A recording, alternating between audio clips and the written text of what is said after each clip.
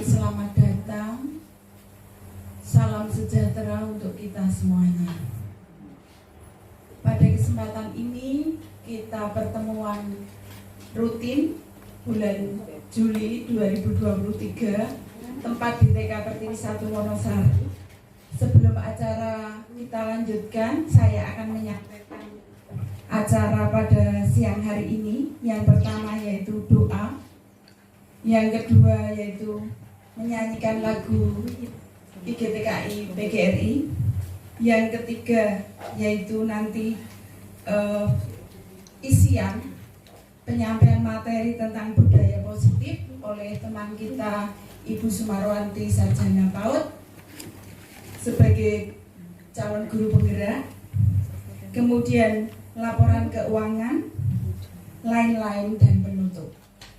Marilah kita bersama-sama mengawali pertemuan kita pada siang hari ini dengan bersama-sama berdoa menurut agama dan kepercayaan kita masing-masing.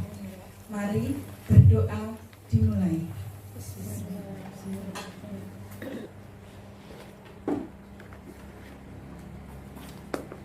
Berdoa selesai.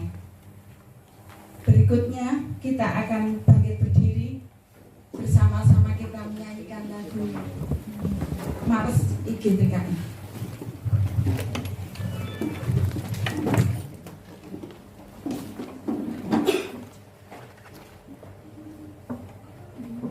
Ayo bekerja, ayo membina menuju Indonesia bahagia. 1, 2. Kami para pendidik taman kanak-kanak bersatu padu mencurahkan tenaga, mendidik dan memupuk bunga bangsa sejati.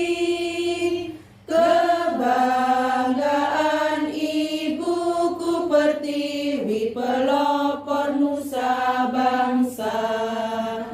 Ayo bekerja, ayo membina menuju Indonesia bahagia. Dengan penuh semangat serta tulus ikhlas, bersama-sama kerja bahu membahu. Seia dan sekata, bertindak jujur tegas, mengembangkan teladan yang sehat, menupuk bangsa yang kuat. Ayo bekerja, ayo membina menuju Indonesia bahagia. Cukup, kita duduk. Cukup, kita duduk kembali. Untuk acara selanjutnya yaitu isian yang akan disampaikan oleh teman kita Ibu Sumarwanti SPD AUD. Materi yang akan disampaikan yaitu budaya positif. Kami selaku Kepala TK Pertiwi 1 Wonosari menyambut baik teman kita Ibu Sumarwanti yang sudah ikut di dalam perekrutan calon guru penggerak, dan kita satu gugus ini yang terdiri dari 5 lembaga itu ikut mensupport ya ibu-ibu ya, untuk lebih baik Bu Sumarwanti mengadakan perubahan terutama di sekolah kami TK Pertiwi 1, kemudian berkembang di gugus 1 Wonosari. Oleh karena itu kami berikan waktu yang monggo secukupnya kepada Ibu Sumarwanti untuk menyampaikan materi pada siang hari ini. Terima kasih. Bismillahirrahmanirrahim. Assalamualaikum warahmatullahi wabarakatuh. Waalaikumsalam warahmatullahi wabarakatuh. Alhamdulillah, alhamdulillahirabbil alamin. Asyhadu an la ilaha illallah wa asyhadu wabarakatuh. Terima kasih yang luar biasa saya sampaikan kepada rekan-rekan yang sudah meluangkan waktunya yang luar biasa crowded di awal-awal pembelajaran yang baru ini. Terima kasih juga dukungannya, motivasinya yang luar biasa, yang mana itu semua bisa mendorong saya untuk lebih maju lagi. Dan hari ini jangan anggap ini sebagai saya ingin menggurui, tidak, namun ini adalah praktik baik dari apa yang sudah saya dapatkan dari pendidikan program calon guru penggerak ini. Mungkin materi ini sebelumnya sudah pernah disampaikan oleh rekan kita juga, yaitu Ibu Dwi Kristiani, dan kita akan menebalkan kembali dengan tema yang sama, yaitu dengan budaya positif. Namun sebelum kita masuk ke budaya positif, ini ada pertanyaan pemantik, Ibu. Terkait dengan budaya positif ini, apakah hukuman dapat mendisiplinkan anak? Mohon dibantu untuk menjawab, Bu Wajan. Minta tolong.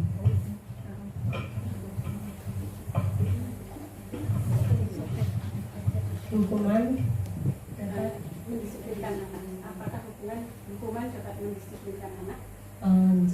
Kalau menurut saya, hukuman itu mungkin sedikit ya dapat memberi kedisiplinan kepada anak, tetapi mungkin lebih banyak segi negatifnya. Jadi kalau menurut saya diminimalisir untuk pemberian hukuman kepada anak, karena nanti juga akan berpengaruh ke psikis anak dan perkembangannya. Saya kira nanti kurang optimal. Mungkin lebih disiplin, tetapi di dalam jiwa anak itu ada sesuatu yang tertekan. Jadi disiplinnya itu tidak disiplin karena kemauan anak, jadi karena takut mungkin. Ya seperti itu menurut pendapat saya. Terima kasih, Bu Fajar. Mohon maaf izin berdiri. Kita tidak akan langsung menjawab pertanyaannya ya, karena nanti berjalannya dengan sesi akan menjawab pertanyaan yang tadi. Namun ini sebagai refleksi awal saja. Kemudian ada pertanyaan kedua, pemberian hukuman dengan hal positif seperti membaca atau membersihkan halaman sekolah, itu kan sesuatu yang positif. Tapi kita berikan dalam bentuk hukuman, itu apakah juga bisa mendisiplinkan anak? Minta bantuan Bu Dwi Giri untuk menjawab.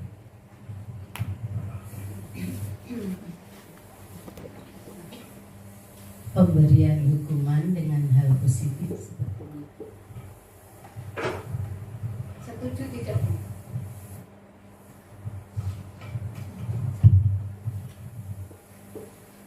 Kalau saya setuju saja. Ya. Baik, setuju. Alasannya apa, Bu? Alasannya apa, Bu? Kenapa setuju, Bu? Apakah karena positifnya?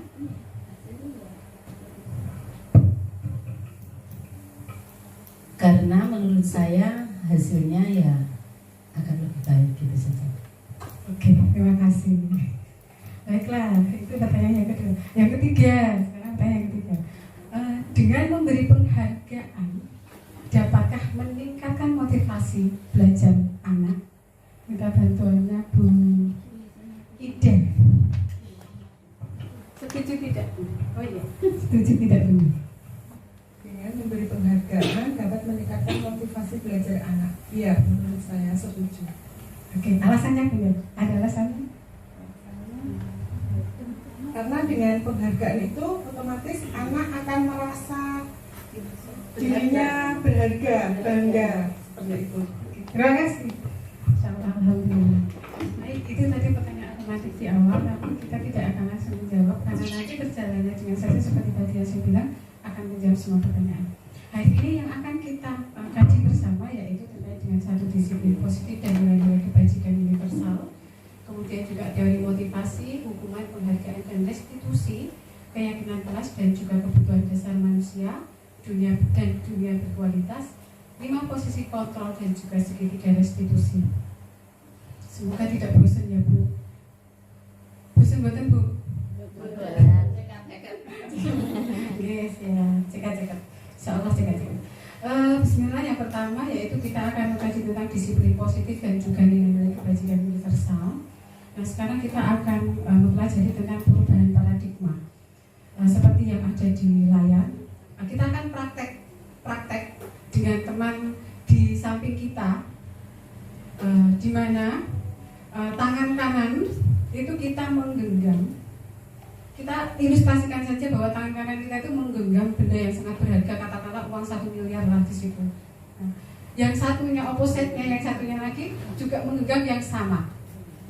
Contoh Bu Ida menggenggam di sebelah kanan menggenggam 1 miliar, Bu Irum menggenggam 1 miliar, tapi Bu Ida mencoba untuk meminta uang 1 miliarnya Bu Irum. Kemudian sebaliknya, Bu Irum juga ingin meminta Bu Ida. Kira-kira coba bisa dipraktekkan Ibu. Diberikan enggak coba? Mencoba untuk mengambil punya temannya. Saya minta punya Bu Yuli. Bu Yuli, ini ada uang 1 miliar itu kira-kira dipertahankan enggak ya? Sesuatu yang berharga itu. Saya mau paksa dia. Ayo toh berikan sama saya toh. Sama, saya juga seperti itu ya. Sekarang kita terus. Nah ini perubahan paradigma dengan teori kontrol atau teori pilihan atau ilusi kontrol. Nah, di sini tadi dalam kegiatan praktek tadi itu ada ilusi guru mengontrol murid dalam arti saya bisa nggak mengontrol Bu Yuli untuk memberikan benda yang berharga tadi. Tidak. Kemudian ilusi yang kedua bahwa kritik akan membuat orang merasa bersalah, dapat menguatkan karakter. Bisa tidak Ibu? Itu hanya ilusi. Seperti hanya kita menganggap bahwa kita dapat mengontrol Bu Yuli untuk memberikan itu bayangan kita, stimulus respon kita. Padahal sejatinya tidak.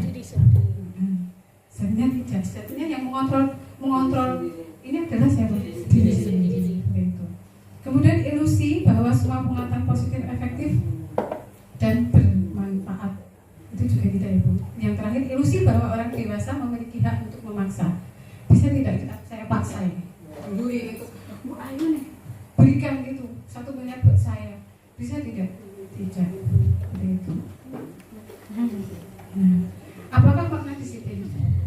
Seperti ini bahwa disiplin itu sesuai dengan budaya kita. Nah, dalam budaya kita telah berubah, yaitu sesuatu yang dilakukan seorang pada orang lain untuk mendapatkan kepatuhan. Kecenderungannya secara umum disiplin itu dengan ketidaknyamanan, bukan dengan apa yang kita hargai atau pencapaian suatu tujuan yang mulia. Nah ini adalah nilai-nilai kebajikan universal yang akan kita tumbuhkan di lingkungan kita. Profil pelajar Pancasila yang pasti sudah hafal semuanya, dan insya Allah untuk taman anak-anak ini pasti saya yakin semua sudah melaksanakan. Mulai dari nilai-nilai kebajikan bertakwa kepada Tuhan Yang Esa dan berakhlak mulia pasti sudah ya Bunda. Cuma kita kadang seolah-olah ini sesuatu yang baru, padahal memang kita sudah mengimplementasikannya gitu. Kemudian mandiri, kegiatan sehari-hari apalagi di PK pasti kita juga memberikan mandiri itu. Kemudian benar kritis, berkebinekaan global, apalagi yang yayasan umum pasti ada di situ. Kemudian bergotong royong dan juga kreatif, pasti itu juga diberikan. Teori motivasi, hukuman dan penghargaan. Nah ini tadi yang kita bahas. Dari motivasi perilaku manusia itu ada 3, maaf. Yaitu sebagai yang pertama untuk menghindari ketidaknyamanan atau hukuman. Itu datangnya dari faktor eksternal. Dia mau melakukan segala sesuatu karena apa? Karena takut dengan hukuman atau ketidaknyamanan. Kemudian yang kedua untuk mendapatkan imbalan dari orang lain atau institusi seperti itu. Itu juga motivasi eksternal. Di mana dua-duanya mulai dari hukuman dan juga imbalan ini mempunyai efek dan dampak seperti apa yang tadi sudah disampaikan oleh Bu Fajar. Dampak jangka panjang. Oke, hukuman mungkin bisa saat itu juga, tapi dia melakukan itu karena apa? Bukan dari intrinsik, bukan dari internalnya. Padahal yang kita mau tumbuhkan adalah yang paling bawah, motivasi internalnya seperti itu. Kalau hukumannya hanya saat itu, aduh saya mau melakukan, tapi karena faktor dari luar. Gitu. Jadi dia tidak akan pernah sadar kalau hal yang dilakukan itu sesuatu hal yang positif atau buruk seperti itu. Imbalan mungkin juga bagus Ibu, tapi imbalan ini juga akan berdampak. Dampaknya apa? Suatu saat dia tidak keikhlasan dalam dirinya untuk melakukan sesuatu hal yang positif itu akan merusak. Ia tidak benar. Ya, karena dia hanya akan mengharapkan imbalan. Kemudian dia nggak akan suatu saat dia tidak diberikan penghargaan itu, dia merasa dirinya gagal. Seperti itu. Ya, yang terakhir nomor 3 itu untuk menghargai diri sendiri. Nah, ini yang akan kita kembangkan motivasi dari dalam dirinya. Seperti itu. Ini adalah perbedaan hukuman dan konsekuensi. Sama tidak hukuman dengan konsekuensi, Bu? Sama tidak? Tadi hukuman dan konsekuensi, Bu.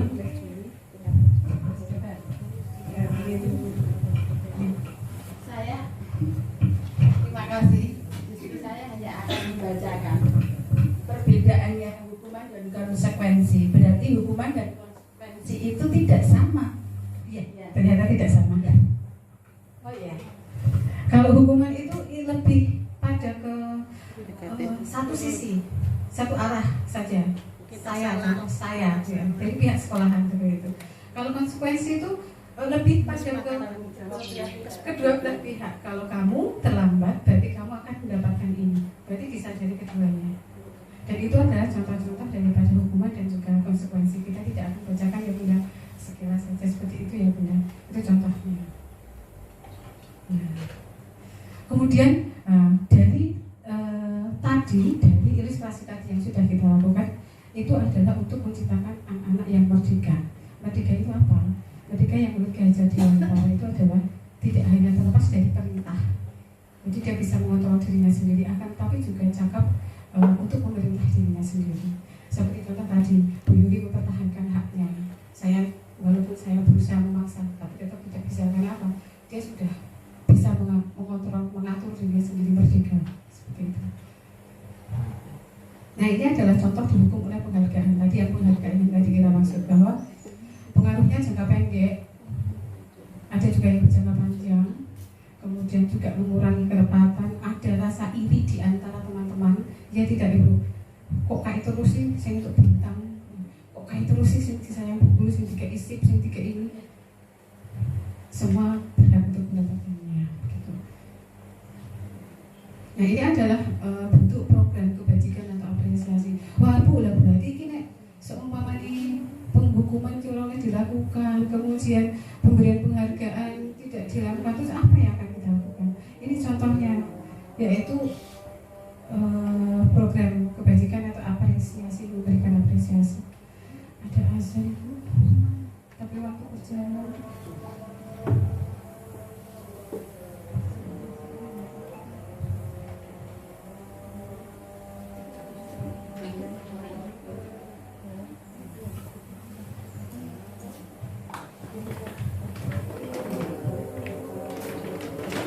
Izin untuk sebentar ya Bunda, karena ada azan sebentar kan ya Bunda. Ini adalah contoh dari bentuk program kebajikan apresiasi, yaitu dengan melakukan pengakuan seperti contoh di atas, yaitu beri pengakuan secara khusus, kemudian secara personal, kemudian semua murid juga diberikan penghargaan. Karena sekalipun murid itu kelihatannya namanya banyak ya Bu, tapi tetap aja dia itu juga perlu untuk kita apresiasi. Siapa tahu dengan apresiasi itu dia akan berubah begitu. Kemudian secara konsisten dan juga fokus pada prosesnya, jangan pada hasil. Kalau pada hasil kita akan lelah, udah capek, kita akan jadi bolak-balik hati. Nah, tapi pada proses, kalau proses kita akan terus semangat untuk begitu. Nah, ini adalah contoh pengakuan atau apresiasi juga. Kemarin saya perhatikan kamu ini ya, itu untuk menumbuhkan rasa empati. Seperti itu adalah contoh-contohnya. Bagaimana untuk menghargai, berterima kasih, dan saya yakin sebetulnya di TK itu, guru TK itu tutupnya, pangandikannya itu tidak mungkin untuk tidak memuji anak setiap hari, pasti seperti itu. Nah, ini yaitu berikutnya yaitu keyakinanku Mas. Pertanyaannya, mengapa tidak peraturan saja? Kenapa harus keyakinan kelas? Yaitu untuk mendukung motivasi intrinsik. Kalau peraturan itu seperti tadi, peraturan itu yang buat siapa punya? Kita gitu ya. Tapi kalau keyakinan kelas ini kita itu bersama dengan siswa, dengan seluruh warga. Seperti itu contoh di belakang, kalau untuk TK kita belum bisa menulis kelompok A gitu. Tapi dengan gambar-gambar, oh aku bisa menyayangi teman-temanku, aku bisa merapikan mainan, seperti itu. Itu contoh dari keyakinan kelas. Dan itu disepakati bersama, dilakukan bersama, dan harus diingatkan selalu, apalagi bu guru TK. Ini adalah peraturan dan juga keyakinan kelas ini berbeda. Kalau peraturan itu ya kembali lebih ke mendikte gitu ya, satu arah dari kita. Tapi kayak keyakinan kelas kita berikan seluruh tanggung jawab, kita kembalikan lagi ke anak. Kemudian ini ada kebutuhan dasar manusia dan dunia berkualitas. Kebutuhan dasar manusia itu sejatinya untuk apa saja Ibu? Bertahan hidup. Kemudian juga untuk kasih sayang dan rasa diterima.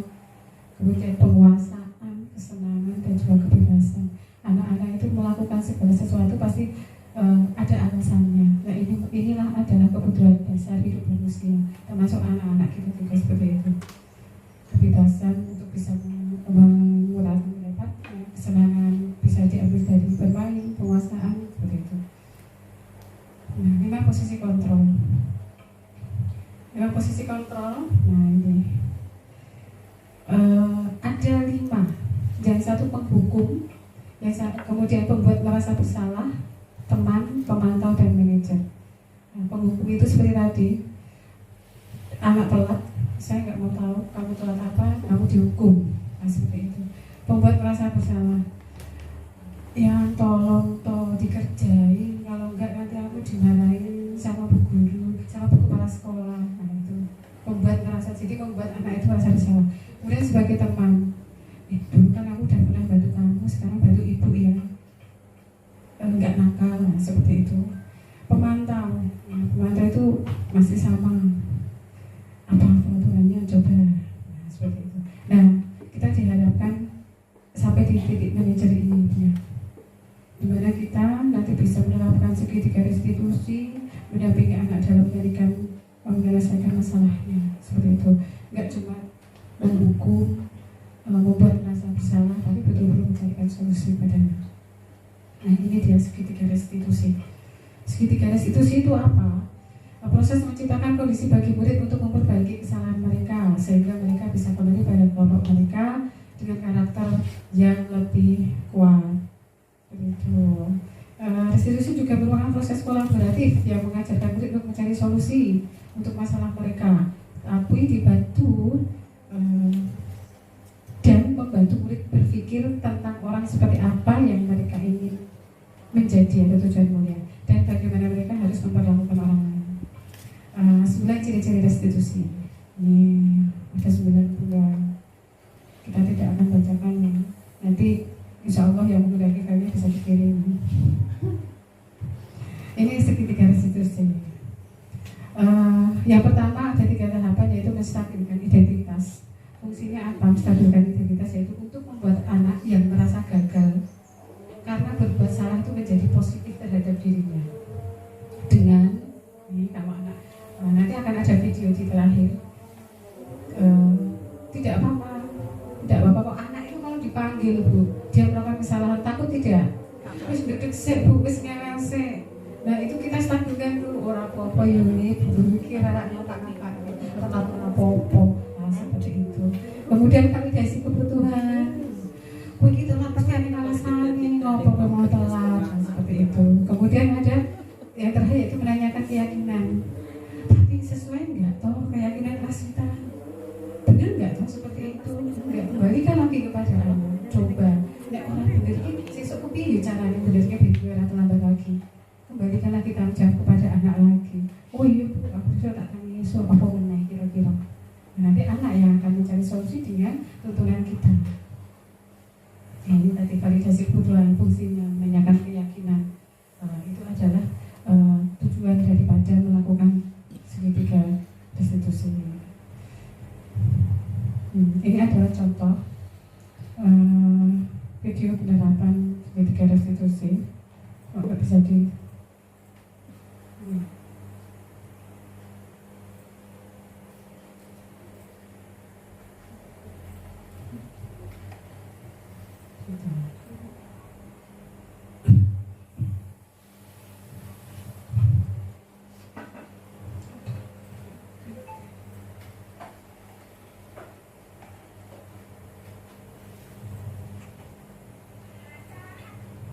jaringan. Ya, ini sebetulnya ada videonya Bunda, cuma mungkin tidak tahu terkendala karena apa. Ini juga ada beberapa kegiatan-kegiatan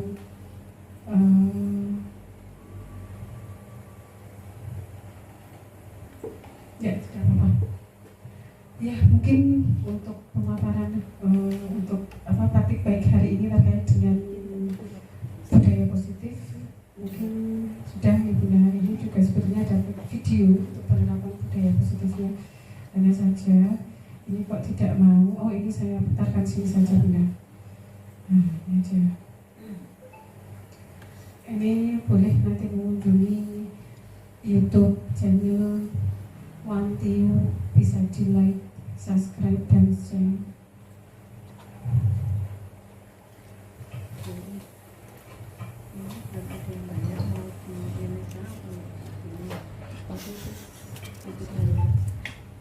Jadi untuk pendekatannya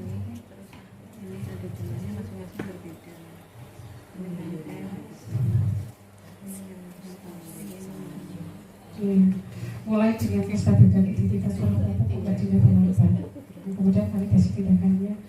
Hari ini Mbak Dina terlambat, pasti punya alasan kenapa Mbak Dina terlambat. Kemudian menanyakan keyakinan, guru bertanya masih ingat tidak dengan keyakinan kelas kita? Seperti itu. Kemudian bagaimana ya Mbak Dina biar besok tidak terlambat lagi? Ini restitusi ini untuk DNATK saya rasakan nyaman loh Bunda daripada kita memberikan hukuman.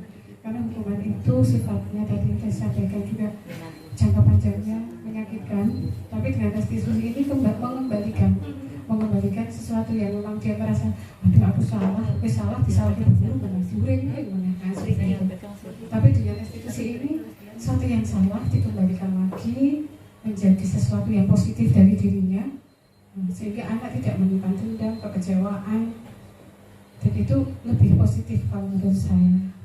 Nah, di sini peran gurunya sudah sebagai manajer, dia mencarikan solusi, mencarikan jalan keluar, jadi tidak menghukum, tidak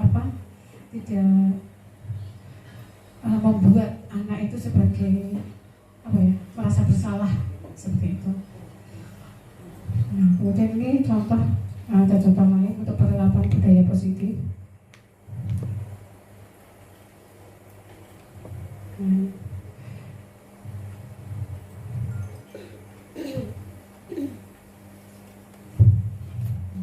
Ini kita membuat keyakinan kelas terlebih dahulu sebelum awal masuk. Jadi keyakinan kelas kita seperti apa sehingga anak-anak akan terpatri, oh iya kalau dia buang sampah sembarangan, oh iya kalau kita terlambat, oh iya seperti itu. Ini juga contoh implementasinya.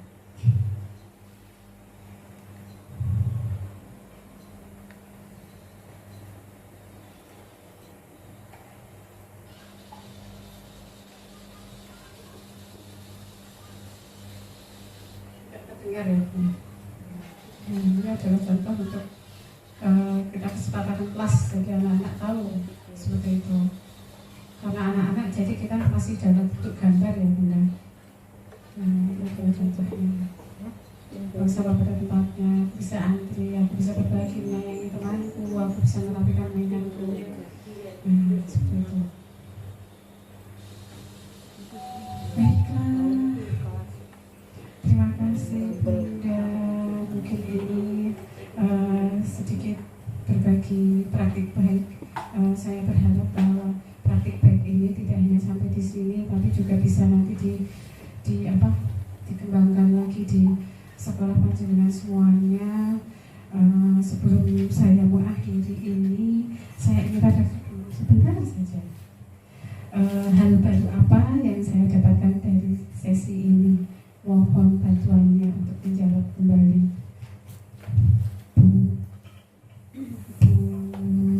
Bu Dia.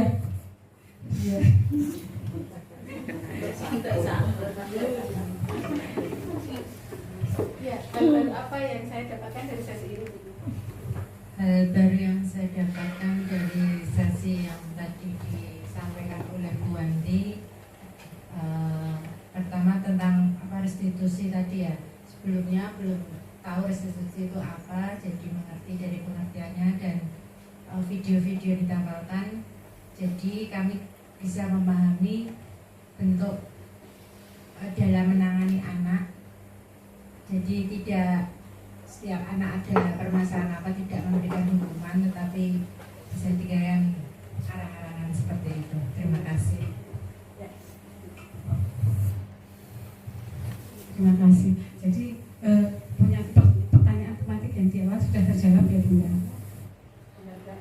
Hukuman itu semuanya tidak terjawab ya Bu ya.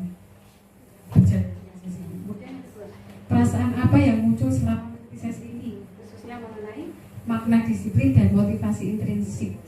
Minta tolong bantuannya. Tapi jawabannya jangan ngantuk ya Bu. Bu Iin, ya. Minta tolong ya Bu Iin ya. Pertanyaan kedua Bu. Ya, terima kasih. Pertanyaannya perasaan yang muncul ya. Saya merasa terrefresh kembali dan mengingatkan kembali agar kita selalu berhati-hati, terutama dalam memberikan bimbingan kepada anak, supaya anak itu tidak merasa tertekan atau merasa dia itu bersalah. Dan itu membuat saya selalu teringat, seperti saya tuh seperti diingatkan. Jadi kalau sering diingatkan ya insya Allah kita dalam menjalankan tugas juga akan lebih baik. Terima kasih. Terima kasih. Yang ketiga, peran kontrol seperti apa yang telah saya lakukan selama ini?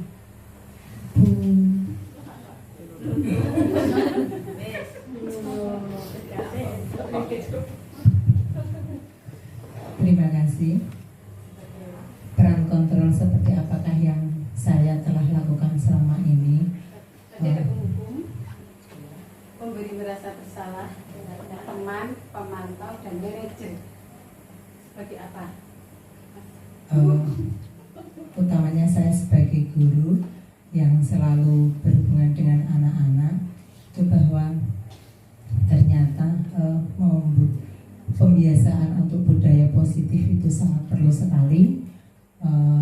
Beda dengan hukuman, bahwa lebih baik kita budayakan budaya positif untuk membangun karakter anak. Terima kasih. Jadi sebelum kesini posisinya kontrol Bu Nurul itu dulu sebagai apa? Apakah penghukum? Apakah pemantau? Apakah sebagai teman atau pembuat merasa bersalah? Atau sudah sebagai manajer? Yang saya lakukan selama ini ada beberapa. Jadi saya tidak mungkin untuk satu kali atau seterusnya itu melakukan dengan itu, karena saya juga melihat sikon. Kadang-kala saya berperan sebagai teman, kadang-kala saya juga sebagai pemantau, tapi kadang-kala juga saya juga pernah menghukum. Terima kasih. Beri tepuk tangan dong.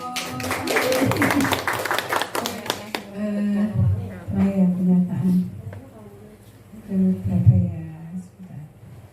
Terakhir, peran kontrol seperti apakah yang akan saya lakukan setelah mengikuti sesi ini? Minta tolong Tuhan.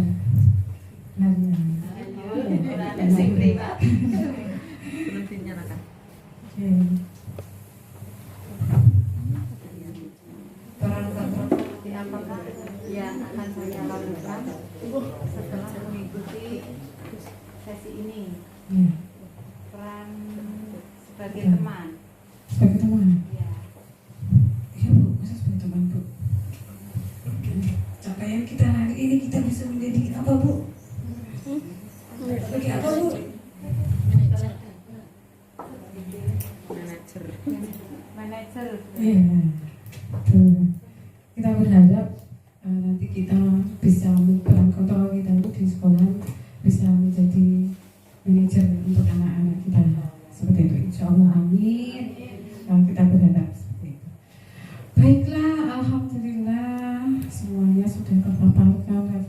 sudah, semoga saya berharap sekali benar-benar bisa diimplementasikan dan anak-anak juga bisa merasakannya, nggak cuma kita saja, tapi sama anak juga.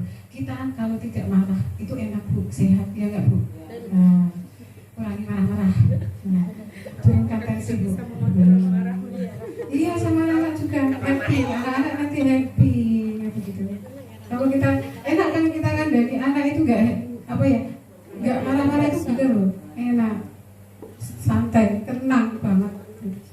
Ya begitu, terima kasih, pokoknya sukses buat kita semua, sukses buat di sekolahan juga menerapkan budaya positifnya, sukses membersamai anak-anak kita menjadi anak-anak yang merdeka. Semangat! Terima kasih.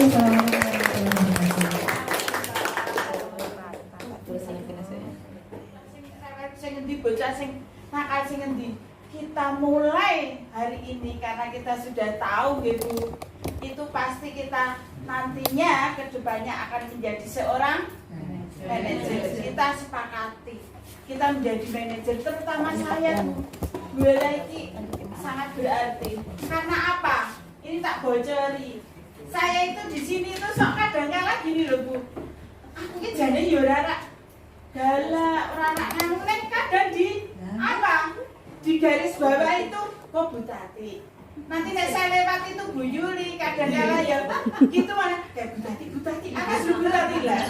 Itu yang membuat saya menjadi seorang polisi. Itu sebenarnya salah. Saya lewat Bu Tati lewat lu. Terus aja Bu Tati di kantor. Nah seperti itu. Jadi polisi. Jadi mohon maaf. Dengan begitu ayo kita tahu semua toh. Ternyata ilmu itu kalau kita belum dapat, belum ngerti, ya janjane iki ketok ya guru iki do ngono kuwi asline iki. Kamu salah langsung. Enggak boleh anu. Janjane ya seperti itu. Tapi karena ilmu itu sudah kita dapat sekarang, marilah kita berubah. Ojo nganti guru menjadikan dijuluki seorang polisi sekolah ki mau. Nah, saya itu orang nerima kan aku jadi polisi sekolah itu. Aku lihat itu waduh Jabang bayi gitu, kayak Bu Tati mau kesini loh, kesini mergeni barang, padahal mau nih gue ini Bu Tati liwatnya terus udah menang. Itu karena apa? Kadang-kadang kita juga salah menyampaikan ke anak. Jangan diantara kita tuh jangan seperti ada yang paling, ada yang baik, itu mohon dengan sangat mari kita menjadi seorang guru yang menyenangkan, seorang guru yang betul-betul jadi teman. Jadi ini apa yang menyenangkan ya, yang melindungi, yang ngayomi anak-anak kita. Begitu nggih Ibu nggih? Ya terima kasih. Untuk Bu Wanti saya ucapkan terima kasih. Pokoknya hal yang positif, hal yang baik, bermanfaat sekali untuk kita semua. Kemudian yang selanjutnya.